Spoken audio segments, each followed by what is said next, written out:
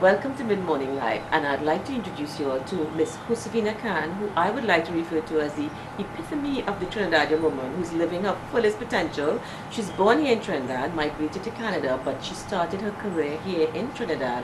And the more I speak with her, the more fascinating her life story is. And you know, on Mid Morning Live, we try to encourage you to live your fullest life. Well, Josephina has done that. So let's chat with Josephina. Welcome to Mid Morning Live, Josephina. Thank you so much. And so you were born I was born in here Trinidad, to Venezuelan parents. right? And you met your husband, who became a Trinidadian because of you, on a blind date. That's right. He was a radio officer. Right, and he was And he used to Guyanese. transport bauxite. Right, he was Guyanese. He was Guyanese. And so you started off here in Trinidad, and you did your basic course in Yes. hairdressing. Here with Jean Anthony. Got involved in Carnival Queens, JC's Carnival Queens. Yes. I did the hair, the makeup, that sort of stuff, and then I went on to the Best Village competition Yes. from the Prime Minister's office, Yes. and had my kids and stuff, and then moved to Canada to You migrated with 6 kids to Canada. four. With 4. with 4. And There were 4 boys. yes. So I knew I had to educate them, right?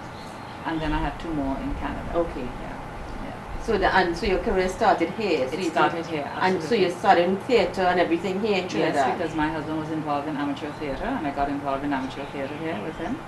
And then when I moved to St. Catharines, because the 2 cities were twinned, I got involved in amateur theatre there as well. My late husband, Ivor Khan, was involved in amateur theatre both here and in St. Catharines.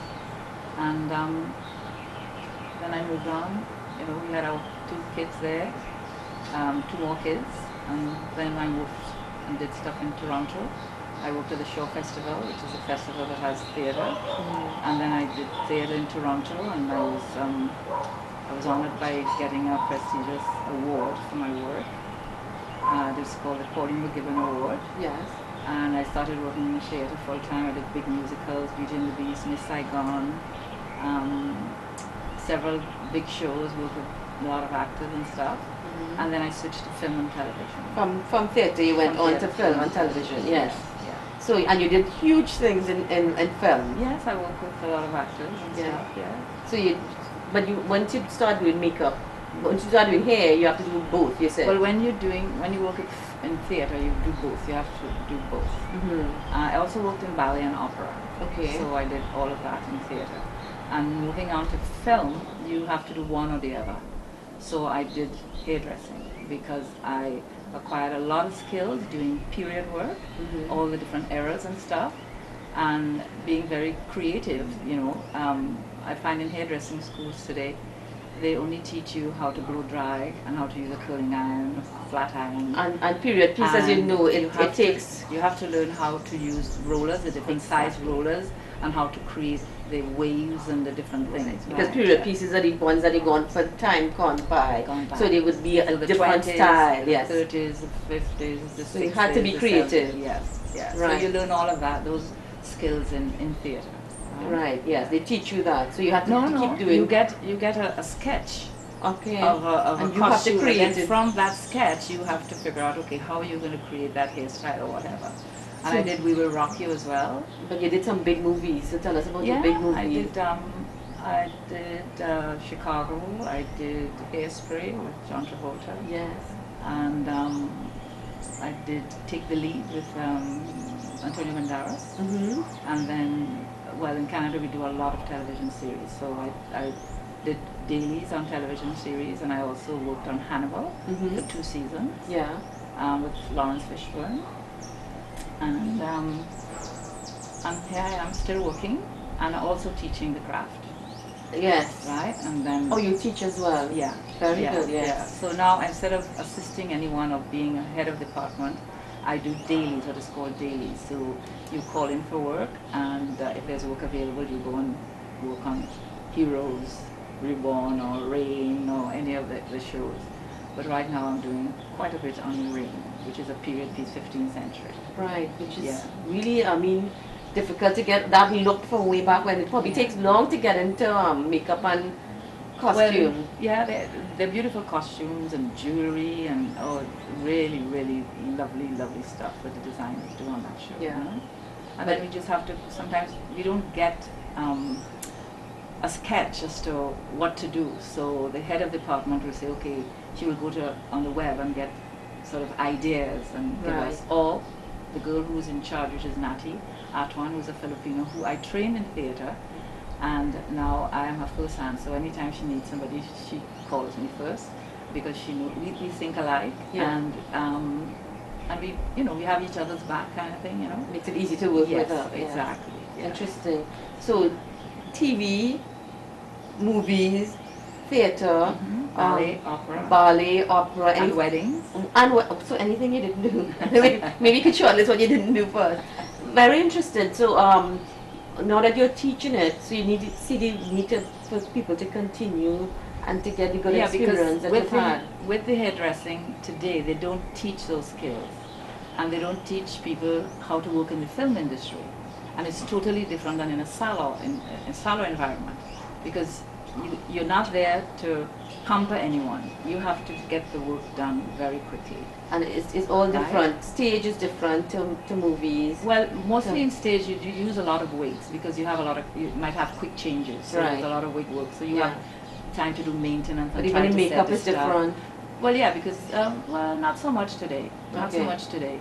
But you still have to do makeup in such a way that you can see the eyes and the cheeks or whatever. It all depends on what the show is as well, you know. Like We Will Rock You, we have a lot of amazing facial makeup designs and stuff, right? So, yeah.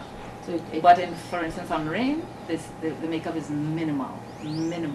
Because in those days, you didn't have all that sort of makeup. More natural. Yeah, it was more natural. But you still have to be able to see people's expression and well, yeah, I mean, remember it's film, so you're seeing it big, so you can't be doing too much. Correct. Yeah. That's why I say it's different. It's softer for film, it's bolder for stage, and of course, you have to know the difference. And of course, now with high definition television, everything is seen. Correct.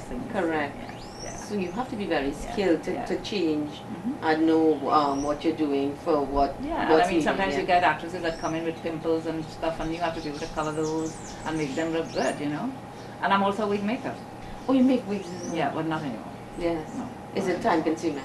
Yeah, but it's just like knitting. You know, you keep doing it and doing it, you know. But you have to know directions and things like that, you know. So next thing I have to ask you shortly is what you did not do.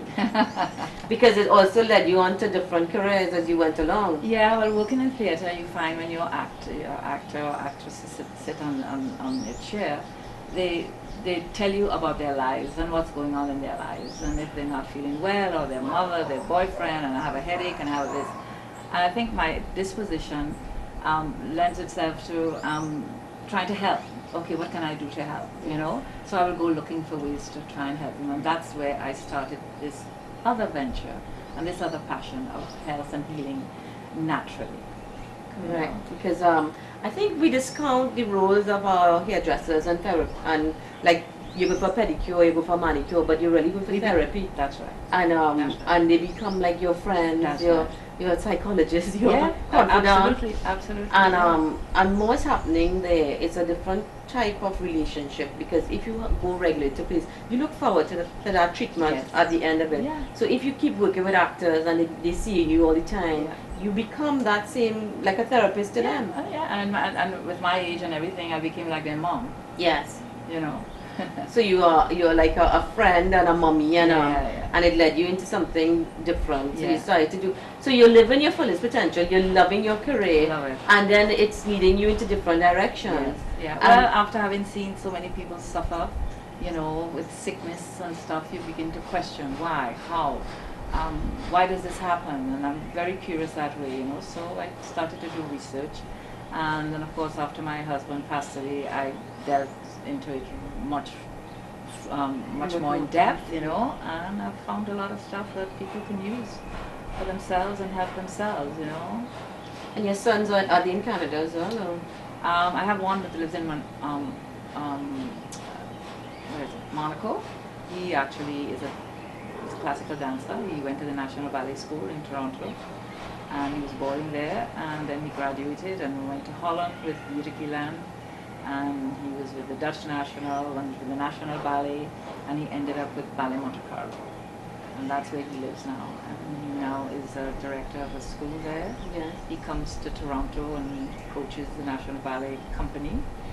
And this summer he's going to be going to Montreal to teach at a school in Montreal. Yeah, so he's And the others pretty are busy. in Canada. The rest of them are in Canada. And I have one who has a rowing club for inner-city kids.